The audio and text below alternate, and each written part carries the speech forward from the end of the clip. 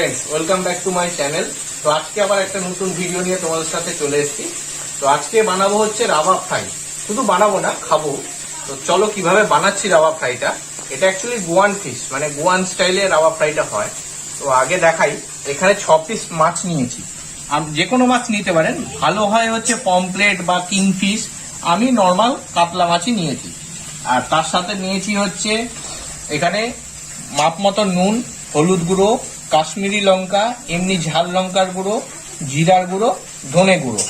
আর তার সাথে করে নিয়েছি হচ্ছে আদা রসুনের পেস্ট। এখানে আদা রসুন পেস্ট করা রয়েছে, আদা রসুনের পেস্ট। আর পাতি লেবু।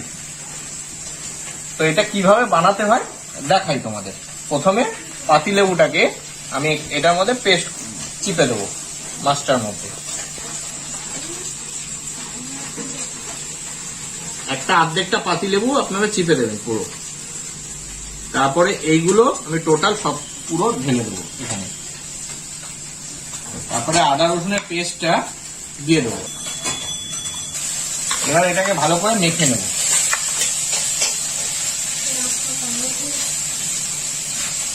পুরো সব মাছের সাথে ভালো করে মাখিয়ে নেব। এমন ভাবে মাখাবো যাতে খুব ভালো করে মাছের সাথে, সব মাছের সাথে মেখে যায়। আর মাছের প্রত্যেকটা দিক যেন মশলাটা লেগে থাকে। এটা খুবই ইজি, মাছের টেস্টটা খুব ভালো করে এটা এইভাবে বানালে। আপনারা যে কোনো সময় এটা বানাতে পারেন। এবার মাখিয়ে আমি এই প্লেটে একটা একটা করে মাছগুলোকে তুলে রাখবো, ভালো করে মাখিয়ে। খুব ভালো করে হাত দিয়ে কোটিং করবেন, কোনো চামচ টামচ দিয়ে করবেন না। এটা হাত দিয়ে সুন্দর করে মাখাবেন। দিয়ে মাছগুলোকে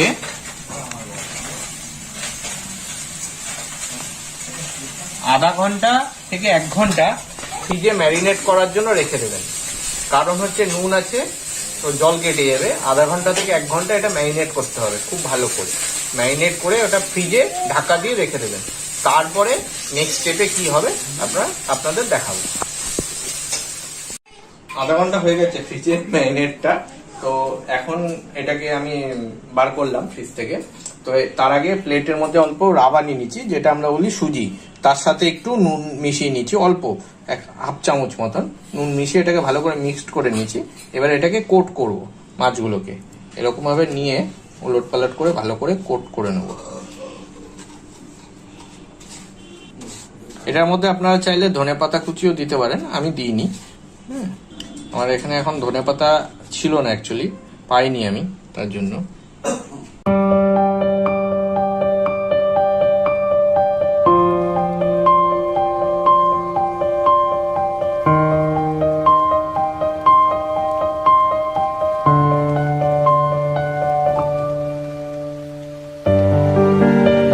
কোট হয়ে গেছে। এবার কড়াইতে তেল গরম করব। খুব অল্প তেল দিতে হয়, খুব অল্প তেলেই এটা হয়।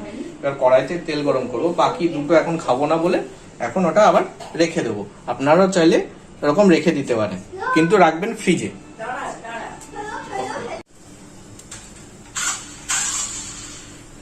অল্প তেলেই হয় এটা, অল্প তেল দিয়ে নিলাম। তেলটা এবার গরম হোক একটু।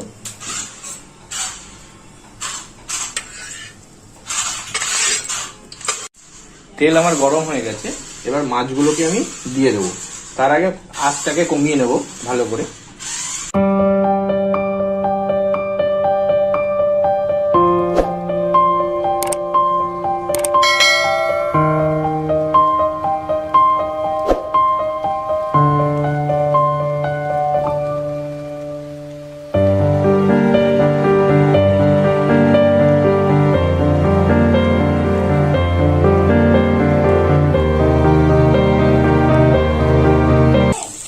মাছটা এখন নাড়া দেবো না, হালকা মিডিয়াম আছে এটা, হালকা একটু বাড়িয়ে দেবো, একদম লো ফ্লেম নয়, একটু বাড়িয়ে এটা ভাজবো আগে এক পিঠ।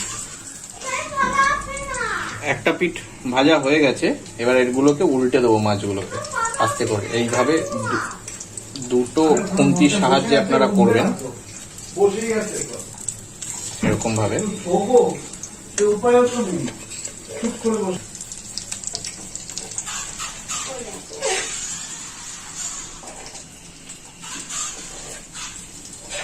আপনাদের যদি মনে হয় তেল কম হয়েছে এরকম কম, আমাদের তো কম তেলে হয়ে যায় এটা ভাজা, অনেকে একটু বেশি তেল দিয়ে ভাজতে চায়, আপনারা চাইলে করতে পারেন, কিন্তু এটা বেশি তেল দিয়ে ভাজা ভালো নয়, এটা কম তেলেই ভাজা হবে। বেশি তেল দিলে অ্যাকচুয়ালি সুজিগুলো খুলে যাবে এখান থেকে, তাই জন্য কম তেল দিয়ে ভাজাটা যতটা সম্ভব কম তেলে ভাজবেন তত ভালো এটা। তো আমার ভাজা প্রায় হয়ে এসছে, এখন মাছগুলোকে তুলবো।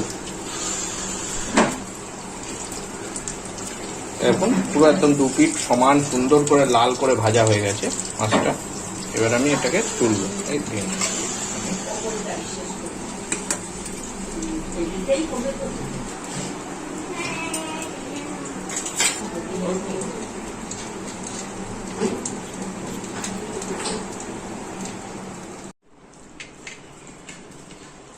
এখন রাবার ফ্রাইটা খাবো,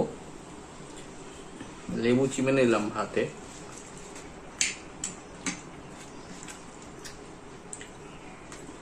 ও দারুণ হয়েছে, আপনারা একবার ট্রাই করে দেখবেন, দারুণ খেতে। মা খেয়ে বলো কেমন হয়েছে। প্রথম এখনো খাচ্ছি, প্রথম খাবো। প্রথম খেয়ে বলো কিরকম হয়েছে। বলছি মুখে দি, বলছি। গরম ভাতে ডালের সাথে গন্ধ লেবু আর এরকম রাবা ফ্রাই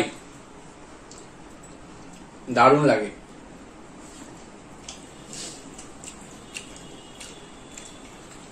দারুণ হয়েছে, আমি এই প্রথম খেলাম, খুব ভালো। গন্ধ লেবু দিয়ে ডাল দিয়ে ভাত মেখে এই ভাজাটা দিয়ে খেতে, রাবার ফ্রাইটা দিয়ে খেতে খুব ভালো লাগছে। তো আমার ভিডিওটা যদি ভালো লেগে থাকে তো লাইক করে দেবেন আর শেয়ার করে দেবেন, আর অবশ্যই আমার চ্যানেলটাকে কিন্তু সাবস্ক্রাইব করবেন ওটা, আর পাশে বেল আইকনটা প্রেস করে দেবেন যাতে নেক্সট ভিডিওর নোটিফিকেশনটা খুব জলদি আপনাদের কাছে পৌঁছে যায়। তো এখন আমি পুরো খাওয়া শেষ করি, টাটা।